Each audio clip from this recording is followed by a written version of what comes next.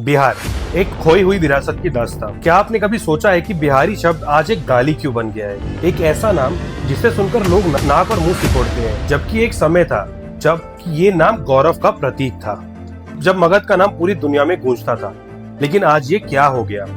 कैसे एक शानदार इतिहास वाला प्रदेश गरीबी, माइग्रेशन और बदनामी के शिखर पर आ गया। 1960-1961 में बिहार की प्रति व्यक्ति आय राष्ट्र औसत का 70% थी, लेकिन आज देश में सबसे कम है। ये गिरावट कैसे हुई? इसके पीछे कौन है? चलिए जानते हैं इस खोई हुई विरासत की दास्तान। ये वो जमीन है जहाँ पर नालंदा जैसे विश्वविद्यालय थे, जहाँ से ज्ञान की रोशनी पूरे विश्व में फैली। मगध साम्राज्य ने यहाँ से शासन किया, जो कि 5वीं सदी तक बहुत ताकतवर था। लेकिन आज बिहार भारत की सबसे घनी आबादी वाली राज्यों में से एक है। यहाँ 81% लोग गाँव में रहते हैं। मगध के दौर में खेती थी, खुशहाली थी, व्यापार के बड़े जाल थे। मुगल काल में गंगा नदी व्यापार का सबसे बड़ा रास्ता थी, लेकिन 18वीं शताब्दी के आखिरी तक मुगल कमजोर हुए और ब्रिटिशर्स आ गए। पालसी और बक्सर की लड़ाई के बाद उन्होंने परमानेंट सेटलमेंट लागू किया। इसने किसानों को उनकी जमीन से वंचित किया, जमींदारों को अधिकार दिया और खेती को एक व्यापार बना दिया, लेकिन गाँव को गरीब कर दिया। ब्रिटिश ने सिर्फ अपने हित के लिए सड़कें और रेलवे बनाई और राज्य को कच्चा माल देने वाले क्षेत्र में बदल दिया। आजादी के बाद बिहार एक कृषि शक्ति केंद्र था।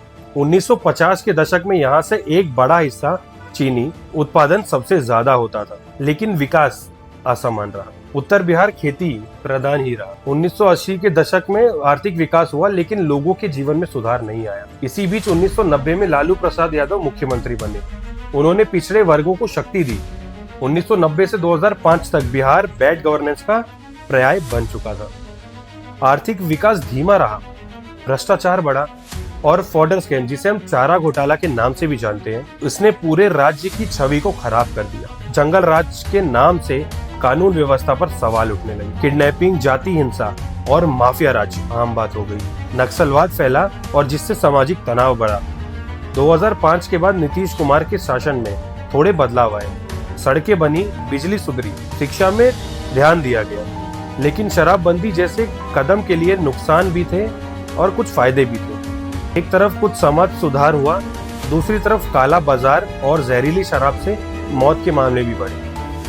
आज बिहार आर्थिक विकास में तेजी से बढ़ रहा है। 2023-24 में देश का दूसरा सबसे तेज। गरीबी कम हुई, इंफ्रास्ट्रक्चर में निवेश बढ़ा, नए पुल, सड़कें और रेल प्रोजेक्ट्स बने। इथेनॉल पॉलिसी के तहत बड़े बड़े उद्योग आने लगे बिहार में।